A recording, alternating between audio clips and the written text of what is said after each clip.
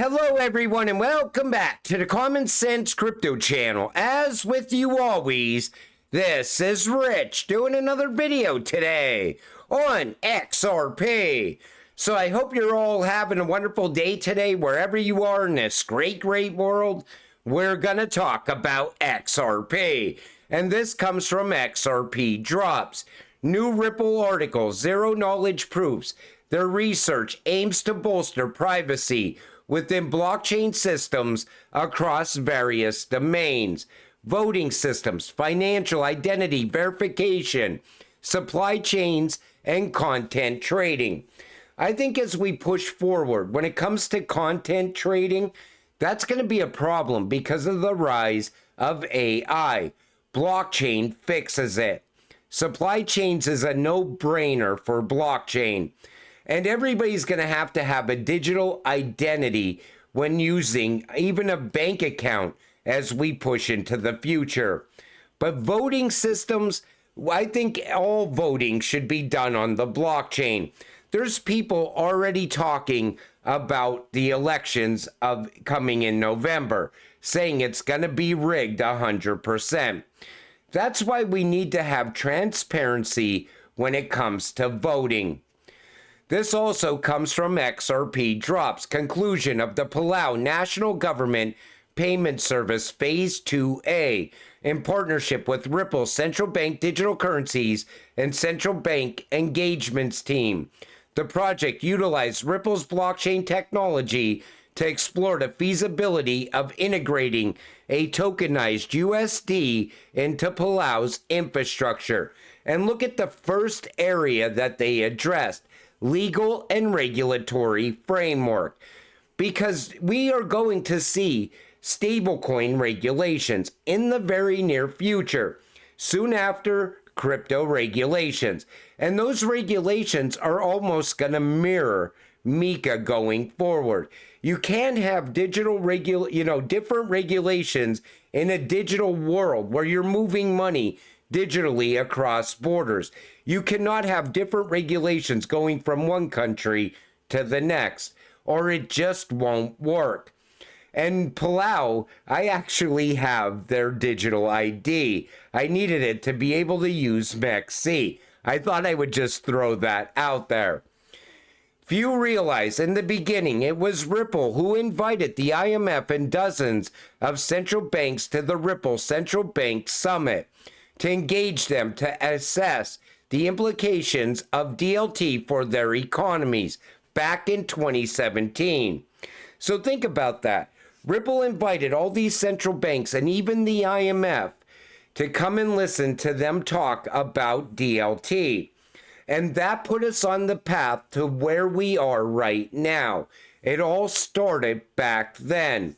But people keep saying, oh, somebody else is going to come up with a system that's better than RippleNet, and they're going to come out with a better cryptocurrency than XRP.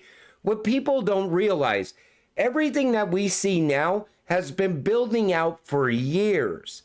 This didn't just happen overnight, and it didn't just happen over the last couple years. This has been building out for a long time. And soon, XRP is going to go live on all those rails. And did you ever take notice to the way Brad talks to the IMF? He talks to them with such confidence, knowing that the IMF is going to be using Ripple and XRP. The XRP Ledger testnet will reset on August 19th at 3 a.m. for 15 minutes to boost stability and efficiency. And I seen somebody saying that they're doing this expecting something very big to happen on the XRP ledger. I don't know. I think it's just a regular test that they're doing, a regular reset. And then the system's going to come back up and running. They're just making sure everything is secure and stable. Breaking: XRP volume on South Korea leads worldwide following SEC versus Ripple final judgment. We know Korea loves XRP, and it seems like they're buying up even more than people are buying up here in the United States. But, that makes sense because other countries, they see the rise of crypto. They see certain countries emerging into crypto hubs. Here in the US, a lot of people still think that, we're never going to adopt crypto. Like crypto's just magically going to disappear one day. That's why when you talk to people outside of crypto, they don't see what we see. They don't realize how big this actually is. They don't even know that a new financial system is being built out in real time right now. Today, CFTC announced a $12.7 billion judgment against the fraud of FTX and Alameda. All money will be dedicated to victims in restitution and disgorgement. This represents the largest settlement to date for the CFTC, and it is dedicated for the victims of this fraud. So I wonder how much of that money is going to end up back inside of crypto. I'm sure some people will have left crypto and never to return, but I think a lot of that money will come pouring back in. Let's see where this goes from here. New from Eleanor Tourette. Democrats launch Crypto for Harris campaign to counter Trump's industry appeal. The Democratic arm of the cryptocurrency industry is determined not to let Donald Trump run away with the crypto vote this fall. I don't think people are going to fall for this. You can't be anti-crypto for so long and then all of a sudden become pro-crypto overnight. And she was the vice president while all of this anti-crypto campaign has been happening, while the SEC was trying to crush crypto and crush innovation as well. Going forward, I don't think it looks good for Harris, is what I'm telling you. Not when it comes to crypto. So Putin signs crypto mining law, advancing Russia's bid to seize the moment in digital assets. And again, look at what they're talking about right here. Under the new regulations, only Russian legal entities and individual entrepreneurs registered with the government will have the right to engage in large-scale crypto mining operations. However, individuals who do not exceed energy consumption limits set by the Russian government can mine digital currency without registration. They are also pushing towards cross-border payments. And Russia is putting regulations in place already. So what happens next? The US now needs crypto regulations. Like I've been telling you since 2022, Russia is fast-tracking. BRICS is fast-tracking. The US has no choice but to catch up with BRICS and Russia. So we will most likely have regulations here in the US very soon as well. 2024 United Nations report on organized cybercrime.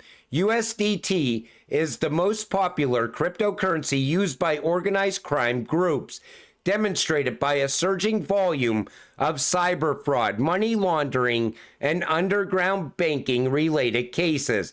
This is why Tether's days are numbered. The proliferation of an anonymous and unregulated stablecoin that is tied to international crime syndicates will not last long in a crypto market with legal clarity. The diagram below by the UN also directly illustrates the role that Tether plays in money laundering schemes. And that's also how they're going to tie Bitcoin into money laundering and illicit activity. Once Tether goes down, it's taking Bitcoin with it.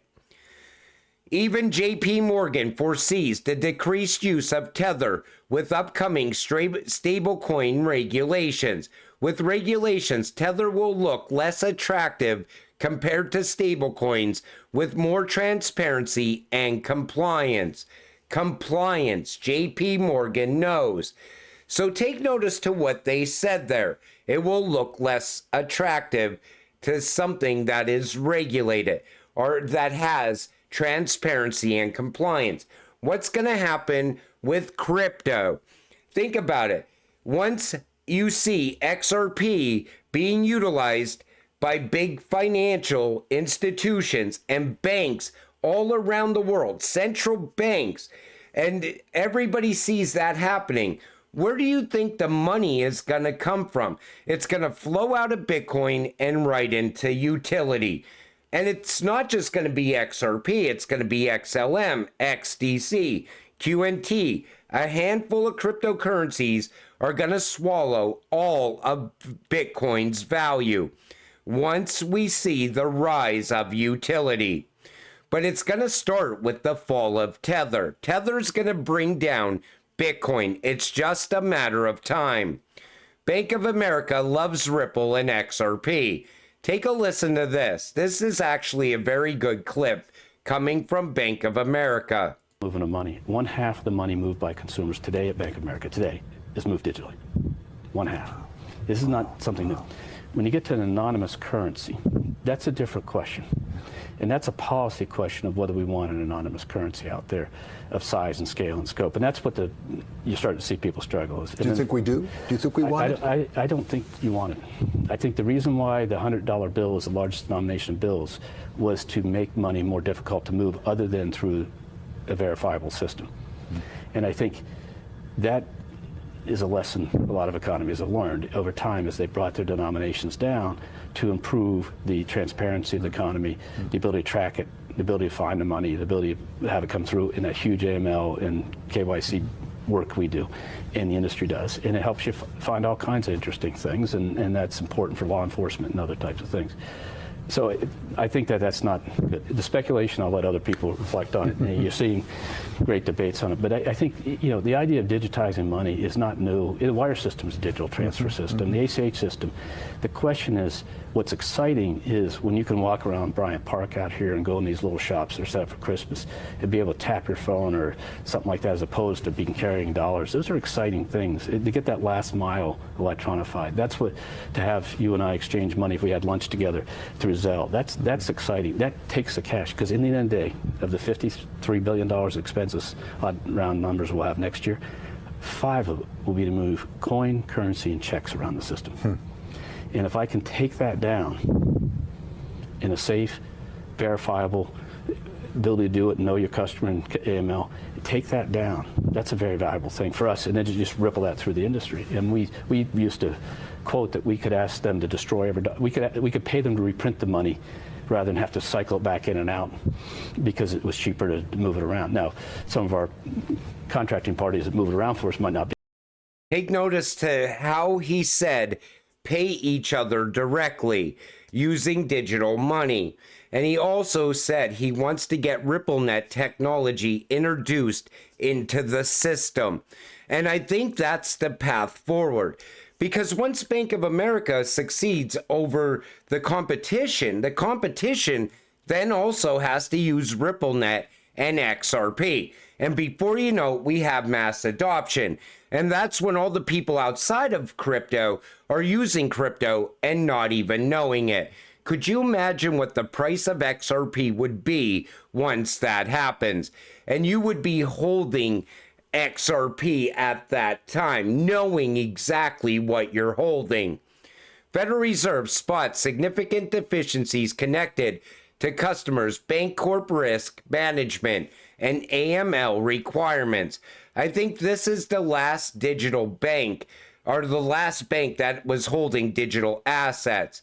So it looks like they're now going after this bank, most likely clearing the way for a different, much bigger digital bank to rise. I think everything that we're watching right now is happening for a reason. The fall of Tether coming is going to be a major black swan inside of crypto. It's going to be devastating to Bitcoin and Bitcoin holders. And it's going to change the way people look at Bitcoin after that happens. But also, you see what's going on with the banks as well. That's also happening for a reason. Things are changing very quick because we're pushing through the digital age. And a lot of people don't realize that. You can't have all these banks. You have to shrink the entire banking system when it comes to digital money. Just in, Bank of England expected to lose 250 billion pounds from the QE money printing program since December 2021. Like I said, these banks are having problems all around the world. And the one thing that fixes all these problems is the same cryptocurrency you're holding, XRP. And you know, Bank of England was also working with Ripple. So most likely at some point, as we watch the current system continue to fall apart, which I think is happening by design, all of a sudden you're going to see the new system emerging as this system falls apart. We've been watching this system build, but it's not live yet. Wait until it starts to really go live. That's when everything is going to change very fast. But until it happens, you got to stay patient, stay positive, and let's get rich together. With that said, I'm going to wrap up this video. I want to thank you all for watching. I appreciate all of you. I'll see you in the next one. Have a great night.